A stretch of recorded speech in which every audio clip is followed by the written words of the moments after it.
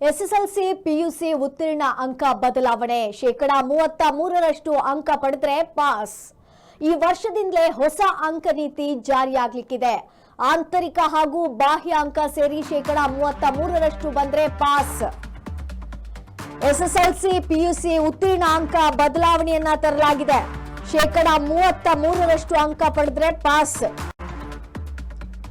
ಈ ವರ್ಷದಿಂದಲೇ ಹೊಸ ಅಂಕ ನೀತಿ ಜಾರಿಯಾಗಲಿಕ್ಕಿದೆ.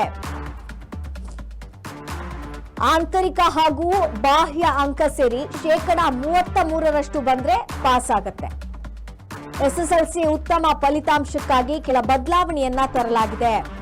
ಎಸ್ಎಸ್ಎಲ್ಸಿ 625ಕ್ಕೆ 206 ಅಂಕ ಪಡೆದ್ರೆ ಸಾಕು. ಪಾಸಿಂಗ್ ಅಂಕ 30, ಒಟ್ಟಾರೆ -33 ಬಂದ್ರೆ ಪಾಸ್ ಆಗುತ್ತೆ. ಇದು ವಿದ್ಯಾರ್ಥಿಗಳಿಗೆ ಗುಡ್ ನ್ಯೂಸ್ ಅಂತಾನೆ ಹೇಳ್ಬೋದು. ಎಸ್ಎಸ್ಎಲ್ಸಿ ಹಾಗೂ ಪಿಯುಸಿ ಉತ್ತೀರ್ಣ ಅಂಕ ಬದಲಾವಣೆಯಾಗಿದೆ. -33% ಅಂಕ ಪಡೆದ್ರೆ ಪಾಸ್. ಇದು ವಿದ್ಯಾರ್ಥಿಗಳಿಗೆ, ಎಸ್ಎಸ್ಎಲ್ಸಿ ಹಾಗೂ ಪಿಯುಸಿ ವಿದ್ಯಾರ್ಥಿಗಳಿಗೆ ಗುಡ್ ನ್ಯೂಸ್ ಅಂತಾನೆ ಹೇಳ್ಬೋದು. ಈ ವರ್ಷದಿಂದಲೇ ಈ ಒಂದು ಹೊಸ ಅಂಕ ನೀತಿ ಜಾರಿಯಾಗಲಿಕ್ಕಿದೆ. ಆಂತರಿಕ ಮತ್ತೆ ಬಾಹ್ಯ ಅಂಕ ಸೇರಿ -33% ಮಾರ್ಕ್ಸ್ ಬಂದ್ರೆ ಪಾಸ್. ಉತ್ತಮವಾದಂತಹ ಒಂದು ಫಲಿತಾಂಶ ಸಿಗಬೇಕು ಅನ್ನುವಂತಹ ನಿಟ್ಟಿನಲ್ಲಿ ಕೆಲ ಬದಲಾವಣೆಯನ್ನ ತರಲಾಗಿದೆ. 625ಕ್ಕೆ 206 ಅಂಕ ಪಡೆದ್ರೆ ಪಾಸ್ ಆಗುತ್ತೆ. ಇದು ಎಸ್ಎಸ್ಎಲ್ಸಿಯಲ್ಲಿ.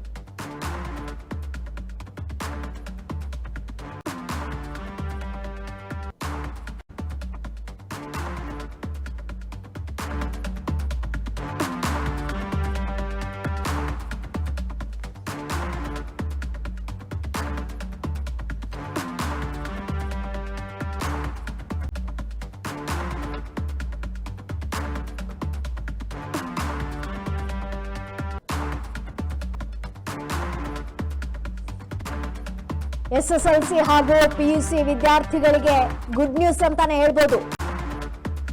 ಉತ್ತೀರ್ಣ ಅಂಕ ಬದಲಾವಣೆಯನ್ನ ತರಲಾಗಿದೆ. ಅದು ಈ ವರ್ಷದಿಂದಲೇ ಹೊಸ ಅಂಕ ನೀತಿ ಜಾರಿ ಮಾಡಲಾಗುತ್ತೆ. -33% ಅಂಕ ಪಡೆದ್ರೆ ಪಾಸ್ ಆಗುತ್ತೆ. ಎಸ್ಎಸ್ಎಲ್ಸಿಯಲ್ಲಿ 625ಕ್ಕೆ 206 ಅಂಕ ಪಡೆದ್ರೆ ಸಾಕು.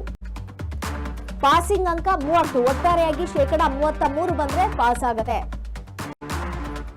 ಮೊದಲೆಲ್ಲ 35 ಇತ್ತು.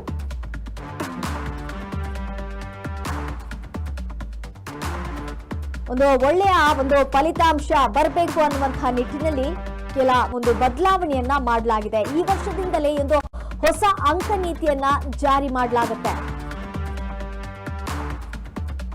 ಆಂತರಿಕ ಹಾಗೂ ಬಾಹ್ಯ ಅಂಕ ಸೇರಿ -33% ಬಂದ್ರೆ ಪಾಸ್ ಆಗುತ್ತೆ.